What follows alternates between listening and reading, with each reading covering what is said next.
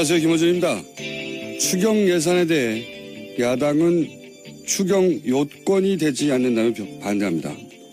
요건이 안 된다는 건 전쟁, 재해, 경기 침체, 대량 실업, 남북관계 등의 중대 변화에 해당이 되지 않는다는 겁니다. 그러니까 가장 시급한 현안을 실업으로 규정하고 이를 국가 중대위기라고 여겨 추경 요건이라고 판단하는 현 정부의 자구 해석에 그 해석은 틀렸다고 동의하지 않는다는 겁니다. 그런데 그렇게 따지면 박근혜 정부 시절 모든 추경은 단 한 번도 요건이 안 됐습니다. 심지어 브렉시트를 명분으로 했지만 실제 브렉시트와 관련해 그 돈을 쓴 적도 없었죠. 그럼 요건 문제로 추경이 되지 않았던 적이 단 한 번이라도 있었던가? 없었습니다. 그보다 이번 추경은 국채 발행하는 것도 아니고 10조 이상의 초과 세수가 배경입니다. 불경기에 더 거친 세수로 그 불경기에 대처하는 건 원래 국가 재정의 임무입니다. 야당이 정말 문제 삼아야 할 것은 소득주도 성장이라는 문재인 정부의 정책적 본질이죠. 정부 차원에서 한 번도 시도되지 않았던 정책입니다. 그러니까 그런 정책으로 소득 재분배만으로 지속 성장은 가능한지, 그 한계와 약점은 뭔지 따지고 보완하게 만들어야죠. 한 달 된 새 정부의 첫 번째 프로젝트에 지금 대량 실업으로 보는 게 맞냐, 그 자구 해석을 따지고 있는 게 이게 얼마나 볼품없습니까? 지금 야당 너무 못 싸웁니다. 잘 좀 싸웁시다. 김호준 생각이었습니다.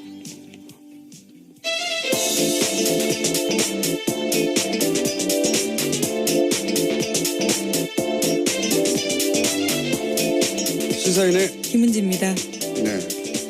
야당이 잘 못 싸워서 제가. 어제부터 계속 걱정을 하고 계신 것 같아서요. 이게 이제 잘 싸워야 서로, 시사 방송도 할 말이 많고요. 저희도 먹고 살고 그렇거든요. 근데 이게 설득력이 떨어지는 쟁점으로 자꾸 싸우니까. 자, 첫 번째 뉴스는 뭡니까?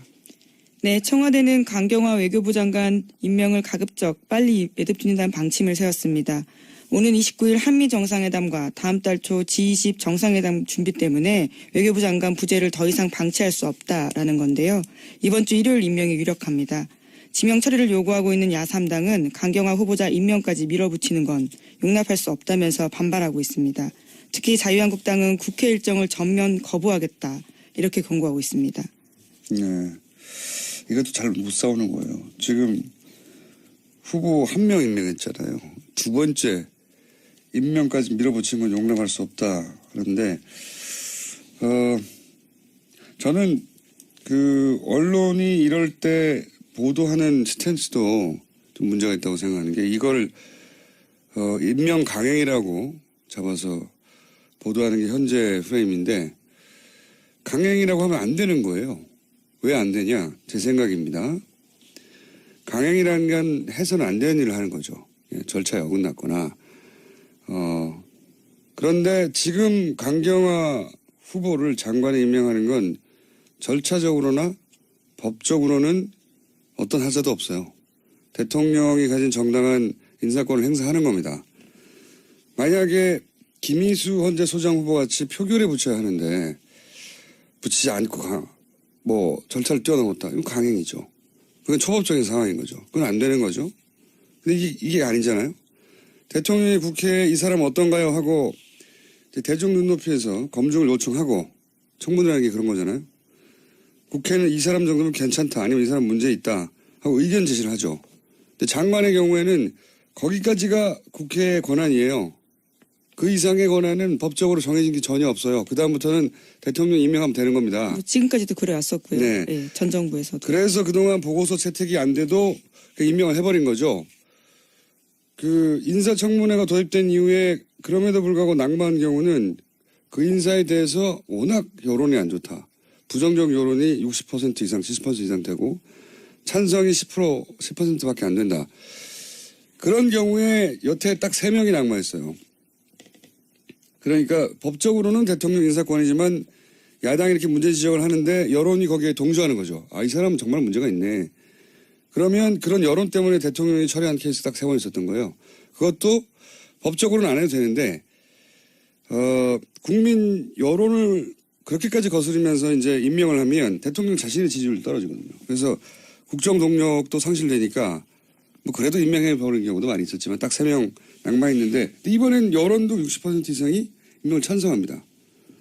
그럼 이 상황에서는 거꾸로 국회가 억지를 부르는 거예요. 대통령의 정당한 인사권 행사를 하려고 하는데 여론도 그걸 지지하고 있는데 그걸 못하게 하는 거죠.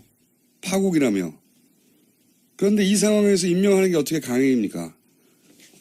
강행이라고 그 프레임을 잡으면 안 되는 거고요. 현 정부를 상대로 야당이 여론조사에서 진 거예요. 그럼 대통령의 합법적, 절차적 문제없는 임명권을 인정해야 하는 겁니다. 예. 이걸 강행이라고 하면 안 되는 겁니다. 제가 보기에는 그래요. 이게 습관적으로 야당이 반대하면 강행이라고 하는데 뭐가 강행이죠? 야당이 잘 못 싸운다고 저는 봅니다. 계속해서. 예. 여론조사에서 지고 있고 여론조사에서 지고 있는 이유를 잘 모르는 것 같아요. 자, 다음 뉴스는요. 네, 어제는 전현직 인권대사 등 10명이 강경화 외교부 장관 후보자에 대한 지지 성명 발표했습니다. 이들은 성명에서 강 후보자는 유엔 사무총장들과 함께 유엔의 정책 전반을 다룬 경험을 지닌 유일무이한 한국의 대표적 외교 전문가다라면서 지지 이유를 밝혔는데요. 이번 성명에는 초대 인권대사를 지낸 박경서 동국대 석좌교수, 또 이석태 전 인권대사, 이정훈 현 북한 인권대사 등 10명이 참석했습니다. 저는 강경화 후보는 참 이상한 케이스라고 봐요. 이례적이고. 유엔 인권대사들이 이제는 다시 지성명한 거잖아요. 외교부 노조로 출발해서 외교부 장관들도 하고 그다음에 유엔 대사들도 하고 굉장히 전례를 벗어난 전문가 영역에서는 우리 언론에서 잡아내지 못한 강경화 후보의 경쟁력을 받거나 뭐 실력을 그들 사이에서 인정받는 부분이 있거나 이런 게 아니겠나 생각이 들거든요. 너무 이례적이어서. 근데 이제 너무 알려진 바가 없어요, 이분이. 생각해 보니까. 주로 외국에서 활동하다 보니까 그런 점이 좀 있을 텐데요. 왜 이런 분들이 자꾸 지지선언을 이례적으로 하는지는 임명되고 나면 꼭 제가 인터뷰를 해봐야 되겠습니다. 뉴스공장에 초대해서. 이상한 케이스라서. 임명되느냐 안 되느냐보다 저는 강경화 후보 자체에 대해서 궁금해졌어요. 예. 왜 이럴까요, 이분들이? 궁금하지 않습니까? 여러 차례 러브콜 보내줘서 꼭 인터뷰하셨으면 좋겠습니다. 물론 지금 한미 정상회담이랑 G20 등이 남아있긴 한데요. 그 그러니까 사이에. 예. 한미 정상회담 끝나자마자 저희하고 인터뷰 좀 하자는 얘기예요. 아니, 개인적으로 굉장히 신기합니다. 이런 일이 벌어지는 게. 특정 장관 후보가 이런 전방위적인 지지 선언을 공개적으로 받는 게 처음이라서. 자, 다음 뉴스는요. 네, 안경환 법무부 장관 후보자의 저서가 논란 중입니다. 왜곡된 성의식 담았다란 비판을 받고 있습니다. 안 후보자는 데이트 폭력에 대해서 언급하면서 남성의 폭력적 행위를 정당화하진 않았지만 폭력을 동원해서라도 최종 목적을 달성하고 싶은 것이 사내의 생리다라는 식의 남성의 행위를 생물학적 본능으로 표현한 부분이 나옵니다. 법무부 장관으로서 이 같은 성의식과 여성관이 적절하냐라는 지적이 나오고 있습니다. 그렇군요. 이번에 책에서 이런 걸 썼다는 거죠? 네, 어제부터 계속 화제가 되고 있습니다. 저도 그 화제가 된 문제가 된 부분들 읽어봤는데 이 남성적 혹은 뭐 가부장적 가치를 옹호하는 게 아니라 남성으로서 그걸 비판하면서 그런 맥락에서 나온 표현도 있는지 앞뒤가 맥락이 잘린 채 이 부분만 문제되고 있는 걸로 저는 읽었는데 이건 제가 보기에는 제가 할 말이 아니고 안경환 법무부 장관 후보자가 청문회에서 설명을 하겠죠. 네, 독자의 판단 맡기겠다고 어제 아침에 설명했습니다. 네, 저도 해당 부분을 읽어봤는데 이와간 청문회 이 청문회 재밌을 것 같습니다. 어떤 의미에서. 자, 다음 뉴스는요. 네, 어제 김기춘 전 실장 재판에 김종 전 차관이 증인으로 나왔습니다. 김종 차관은 2015년 1월쯤 김기춘 전 실장이 최순실 씨와 그의 딸 잘 지내냐며 안부를 물은 적이 있다라고 진술했습니다. 이거는 뭐랄까요. 그 김기춘 전 비서실장이 나는 모른다고 해왔던. 예, 지금까지 계속 모른다고 해왔고요. 네. 노래까지 나왔죠. 모릅니다라고요. 예, 뉴스공장에서 들은 바도 있습니다. 아, 법구라지였나요? 모릅니다였나요? 예. 네네. 하여튼 계속 모른다고 했던. 근데 이제 김종 전 차관은 최순실 씨를 만날 때 고수부지 같은 데서 비밀리에 대포폰을 이용해서 아무도 모르게 만났다고 했거든요. 그런데 김기춘 전 비서실장은 그렇게 비밀리에 만나고 있는 김종 차관의 그 최순실 씨와의 만남을 알고 있다는 거잖아요. 게다가 그 만남의 내용이 정윤아 씨에 관련된 것이라는 것을 알고 있어서 정윤아 씨 소식도 김종 차관이 알고 있다는 것을 알고 있었다는 거잖아요. 네, 그런 안부를 물었다라는 거고요. 게다가 평상 김종 전 차관이 어제 한 증언을 보면 이런 내용도 있습니다. 최순실 씨와의 대화를 김기춘 전 실장에게 직접 보고한 적이 있다. 이렇게까지 밝혔거든요. 그러니까요. 이런 김종 전 차관이 대놓고 거짓말을 한 게 아니라면, 네. 근데 김종 전 차관이 이 이사를 거짓말해서 본인이 얻을 이득이 없잖아요.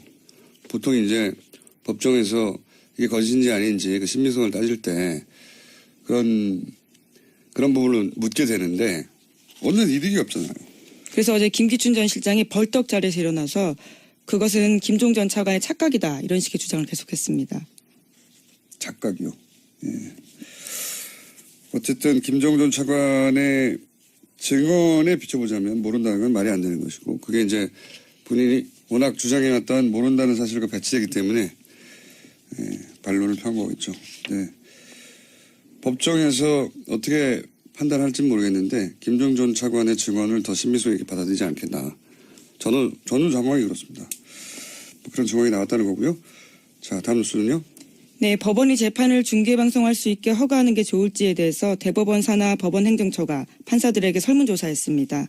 그에 대한 답변이 나왔는데 1,000명이 넘는 판사들이 참여했고 재판 과정 일부 혹은 전부를 중계하자란 판사가 680명이 넘었습니다. 그러니까 전체 67%가 찬성을 한 겁니다. 전체는 아닐지 몰라도 어쨌든 재판 과정 일부가 중계될 수도 있겠네요. 이제 그러면. 그럼 또 양상이 좀 달라질 거라고 봅니다. 법정에 직접 가서 재판 과정을 지켜보는 사람이 그렇게 많지 않거든요. 예, 쉽지 않습니다. 그리고 실제 지금 하고 싶어도 쉽지 않고요. 예, 뽑아야 되는데요. 그 뽑히는 확률이 아직까지는 좀 경쟁률이 있습니다. 그렇게 되면 그 재판정에서 검찰과 변호인단의 긴장도도 굉장히 올라갈 것이고 생중계되고 있으니까 피고석에 앉아있는 분들도 굉장히 긴장하겠네요. 웃음은 더 이상 나오지 않을 것 같습니다. 네, 졸기도 쉽지 않은 상황이죠. 그건 참기 힘들어요. 아, 그런가요? 참으셨다면서요. 참기 힘들어요. 근데. 예. 그 자료 좁고 계속 정전선에 앉아 있어서 졸지 않기 힘듭니다. 자, 다음 뉴스는요. 네, 정동춘 전 K스포츠재단 이사장이 재단 출연금 275억 원 등을 인출 시도했다라는 보도가 나왔습니다. K스포츠재단에 따르면 정 전 이사장은 올해 초 이사회에 해임당했는데 법원에다가 이에 대해서 가처분 신청냈거든요. 가처분 신청 결과 이사장은 아니지만 이사로서는 지위를 유지할 수 있다라는 내용이 나오자 정 전 이사장이 이 내용을 들고 재단에 찾아가서 자신이 다시 이사장이 됐다 이렇게 소란을 피웠고요. 또 다음 날에는 그것을 들고 은행에 찾아가서 자금 인출 가능한지 물었다고 합니다. 그러니까 반쯤은 맞는 얘기네요. 왜냐하면 법원이 이사회 결의가 이사장 새 신임 이사장을 뽑았는데 이사장 임기는 끝난 건 맞다. 그렇죠. 그거는 이제 정동춘 전 이사장 이야기가 틀린 것이고 자기는 계속 이사장이라고 했으니까. 하지만 상임이사 지위는 유지할 수 있다. 상임이사 3명 중에 1명. 예, 아직은 임기가 남아있기 때문입니다. 두 개가 임기가 다르거든요. 그런데 여기서 법원의 결정문 취지하고는 다르게 내가 다시 이사장이 됐다고 주장을 했네요. 예. 네, 적절하지 않은 이야기입니다. 심지어 가처분 결과가 그런 거고요. 본안 소송은 또 들어가거든요. 어떻게 될지 아직 모르는데 그 내용을 들고 나타나서 소란을 피웠다라는 겁니다. 중요한 건 소란을 피웠다는 것보다는 그걸 들고 은행에 가서 K스포츠 재단에 남아있는 275억을 뽑으려고 했다는 거잖아요. 네. 이거는 이해가 안 가네요. 서로 이사장이라고 하더라도 이 돈을 개인적으로 다 뽑을 수가 있나? 은행은 당연히 거부했겠죠? 네, 법인 계좌 자금 인출 요구 거부했습니다. 이건 수사의 영역 아닙니까? 굉장히 이상한 시도인데요. K스포츠 재단에 있는 재단 출연금이 자기 개인 돈도 아닌데 이걸 이상하네요. 이상한 한번 들여다봐야 될 것 같습니다. 자, 이런 보도가 있었습니다. 앞으로 저희도 관심을 가지고 지켜보겠습니다. 다음 뉴스는요. 네, 이 덕분에 노승일 씨가 급여를 못 받고 있었죠. 네, 계속 네. 지금 돈이 계좌를 묶여 묶어버려가지고. 있어서요. 예. 네. 여러 명이 다 못 받고 맞습니다. 있습니다. 아무도 못 K스포츠 재단 직원들요. 아무도 못 받고 있었어요. 다음 뉴스는요? 네, 런던에서 큰 화재 났습니다. 런던 경찰청은 런던 시내 24층짜리 아파트 건물 화재로 지금까지 12명이 사망한 것으로 확인했다고 밝혔습니다. 화재. 저도 뉴스를 잠깐 봤는데, 여기가 런던 히드로 공항에서 시내로 들어올 때 고가가 지나가는 동네예요. 그 고가 들어오면서 도시개발에 관련해서 이슈가 됐던 오랫동안 지역에 제가 좀 그걸 읽어본 기억이 있어서 여기가 이민자들이 많이 모여 사는 빈곤 지역이었거든요. 그래서 런던에서 인구 밀도가 가장 높은 것이었는데 이제 나중에 개발되면서 부촌도 붙게 되고 그 왜 뉴욕에 가면 할렘가하고 부촌하고 바로 붙어 있잖아요. 한 블록 사이에. 그런 걸 연상하시면 되는데 그 왜 영화 노팅힐이라는 영화 있잖아요. 그 동네입니다. 여기가. 그 동네인 그 동네인데 이 이야기를 하는 이유가 뭐냐면 화재를 났다는 뉴스 영상을 봤는데 불이 아주 삽시간에 번지더라고요. 그렇죠. 그랬다는 얘기는 이게 고층 건물인데 그랬다는 건 스프링클러나 방화벽 같은 이제 기본 방화 설비가 제대로 안 됐다는 거거든요. 그래서 이 지역의 특성하고 연결해 보면 굉장히 오래된 가난한 사람들이 사는 임대 아파트거나 그럴 가능성이 높다. 예, 실제로 구청 소유의 임대 아파트라고 합니다. 그래요? 네. 이미 보도가 됐군요. 그렇게 추정했는데 좋게 말하면 서민 아파트인 거죠. 근데 이런 대형 재난은 왜 이런 곳에서 많이 나는지 모르겠어요. 기본적으로. 그리고 또 한 가지는 최근 영국이 이제 브렉시트로 영국에서 독일로 이민 가는 사람들이 굉장히 늘어났다고 하거든요. 사실 EU는 이민을 잘 안 가요. 왜냐하면 EU 그 영내 국민들은 뭐 거의 똑같은 권리를 누리기 때문에 이민이라는 절차를 밟을 필요가 없는 거예요. 그냥 가서 살면 되는 거지. 근데 이제 EU를 탈퇴하니까 영국에서 EU가 주던 혜택을 누리던 특히 젊은 사람들이 이민을 가는 거죠. 근데 그 첫 번째 상대 국가가 독일이에요. 굉장히 역사의 아이러니인데 영국을 유일하게 폭격한 나라가 독일 아닙니까? 역사로 치면 우리가 이제 경제 문제로 일본으로 이민이 갑자기 젊은 사람들이 늘어나는 거나 마찬가지인데 굉장히 이상한 이례적인 상황이죠. 아이러니한 상황. 그리고 이제 런던 테러도 이어지고 이런 화재도 나고 총체적으로 영국이 우리가 생각했던 그런 가장 최선진국 지위에서 몰락해 가고 있는 흉흉한 분위기죠. 그런 징후로 읽혀져서 제가 언급을 좀 해봤습니다. 어쨌든 그 건물은 그 방화시설이 제대로 안 된 잘 못 사는 사람들이 사는 그래서 불이 삽시간에 번진 그런 비극이네요. 자, 제목 정도 하나 더 읽을 수 있을 것 같습니다. 네, 닷새 만에 세월호 3층에서 뼈 한 점이 추가 발견됐다고 합니다. 그렇군요. 이 문제는 저희가 따로 한번 다뤄야 되겠어요. 종합해가지고 워낙 띄엄띄엄 발굴되고 있고 그리고 현재 수습 상황도 굉장히 문제가 많다고 해요. 예. 열악한 부분도 클 테고요. 네, 굉장히 열악하고 그리고 하청, 재하청을 거쳐서 작업 환경도 굉장히 나쁘고 그렇다고 합니다. 날씨가 또 더워지다 보니까요. 더 힘들어지는 상황이라고 합니다. 자, 오늘은 여기까지 해야 될 것 같습니다. 지금까지 시사인의 김은지였습니다. 감사합니다. 안녕하세요. 김호준입니다. 추경 예산에 대해 야당은 추경 요건이 되지 않는다면 반대합니다. 요건이 안 된다는 건 전쟁, 재해, 경기 침체, 대량 실업, 남북관계 등의 중대 변화에 해당이 되지 않는다는 겁니다. 그러니까 가장 시급한 현안을 실업으로 규정하고 이를 국가 중대위기라고 여겨 추경 요건이라고 판단하는 현 정부의 자구 해석에 그 해석은 틀렸다고 동의하지 않는다는 겁니다.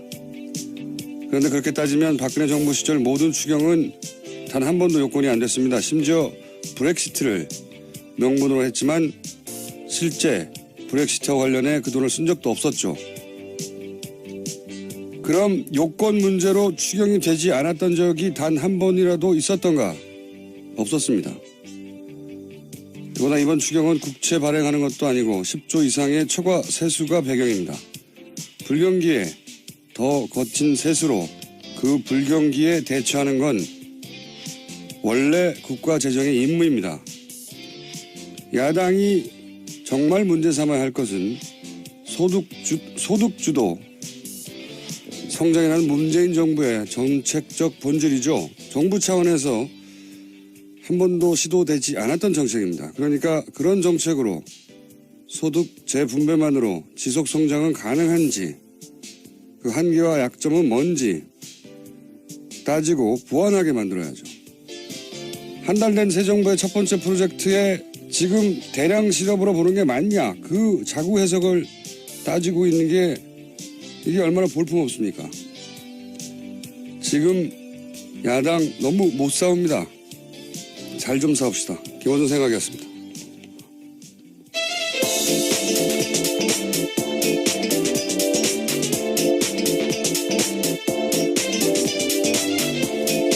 시사인의 김은지입니다. 네. 야당이 잘 못 싸워서 제가.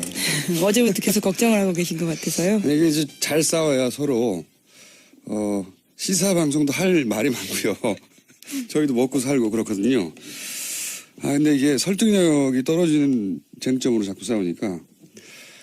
자, 첫 번째 뉴스는 뭐요? 이 사람은 정말 문제가 있네. 그러면 그런 여론 때문에 대통령이 철회한 케이스 딱 3번 있었던 거예요. 그것도 법적으로는 안 해도 되는데, 국민 여론을 그렇게까지 거스르면서 이제 임명을 하면 대통령 자신의 지지율이 떨어지거든요. 그래서 국정 동력도 상실되니까 뭐 그래도 임명해 보는 경우도 많이 있었지만 딱 3명 낙마했는데 이번엔 여론도 60% 이상이 임명을 찬성합니다. 그럼 이 상황에서는 거꾸로 국회가 억지를 부르는 거예요. 대통령의 정당한 인사권 행사를 하려고 하는데 여론도 그걸 지지하고 있는데 그걸 못하게 하는 거죠. 파국이라며. 그런데 이 상황에서 임명하는 게 어떻게 강행입니까? 강행이라고 그 프레임을 잡으면 안 되는 거고요. 현 정부를 상대로 야당이 여론조사에서 진 거예요. 그럼 대통령의 합법적, 절차적 문제없는 임명권을 인정해야 하는 겁니다. 예. 이걸 강행이라고 하면 안 되는 겁니다. 제가 보기에는 그래요. 이게 습관적으로 야당이 반대하면 강행이라고 하는데 뭐가 강행이죠?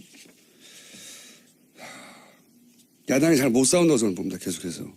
예. 여론조사에서 지고 있고 여론조사에서 지고 있는 이유를 잘 모르는 것 같아요. 자, 다음 뉴스입니까? 네, 청와대는 강경화 외교부 장관 임명을 가급적 빨리 매듭짓는다는 방침을 세웠습니다. 오는 29일 한미 정상회담과 다음 달 초 G20 정상회담 준비 때문에 외교부 장관 부재를 더 이상 방치할 수 없다라는 건데요. 이번 주 일요일 임명이 유력합니다. 지명 처리를 요구하고 있는 야3당은 강경화 후보자 임명까지 밀어붙이는 건 용납할 수 없다면서 반발하고 있습니다. 특히 자유한국당은 국회 일정을 전면 거부하겠다 이렇게 권고하고 있습니다. 네. 이것도 잘 못 싸우는 거예요. 지금 후보 1명 임명했잖아요. 두 번째 임명까지 밀어붙인 건 용납할 수 없다. 그런데 저는 그 언론이 이럴 때 보도하는 스탠스도 좀 문제가 있다고 생각하는 게 이걸 임명 강행이라고 잡아서 보도하는 게 현재 프레임인데 강행이라고 하면 안 되는 거예요. 왜 안 되냐? 제 생각입니다. 강행이라는 건 해서는 안 되는 일을 하는 거죠. 예, 절차에 어긋났거나. 그런데 지금 강경화 후보를 장관에 임명하는 건 절차적으로나 법적으로는 어떤 하자도 없어요. 대통령이 가진 정당한 인사권을 행사하는 겁니다. 만약에 김희수 헌재 소장 후보 같이 표결에 붙여야 하는데 붙이지 않고 절차를 뛰어넘었다. 이건 강행이죠. 그건 초법적인 상황인 거죠. 그건 안 되는 거죠. 근데 이게 아니잖아요. 대통령이 국회에 이 사람 어떤가요? 하고 대중 눈높이에서 검증을 요청하고 청문회라는 게 그런 거잖아요. 국회는 이 사람 정도면 괜찮다. 아니면 이 사람 문제 있다. 하고 의견 제시를 하죠. 근데 장관의 경우에는 거기까지가 국회의 권한이에요. 그 이상의 권한은 법적으로 정해진 게 전혀 없어요. 그다음부터는 대통령 임명하면 되는 겁니다. 뭐 지금까지도 그래왔었고요. 네. 네, 전 정부에서도. 그래서 그동안 보고서 채택이 안 돼도 임명을 해버린 거죠. 그 인사청문회가 도입된 이후에 그럼에도 불구하고 낙마한 경우는 그 인사에 대해서 워낙 여론이 안 좋다. 부정적 여론이 60% 이상, 70% 이상 되고 찬성이 10%밖에 안 된다. 그런 경우에 여태 딱 3명이 낙마했어요. 그러니까 법적으로는 대통령 인사권이지만 야당이 이렇게 문제 지적을 하는데 여론이 거기에 동조하는 거죠.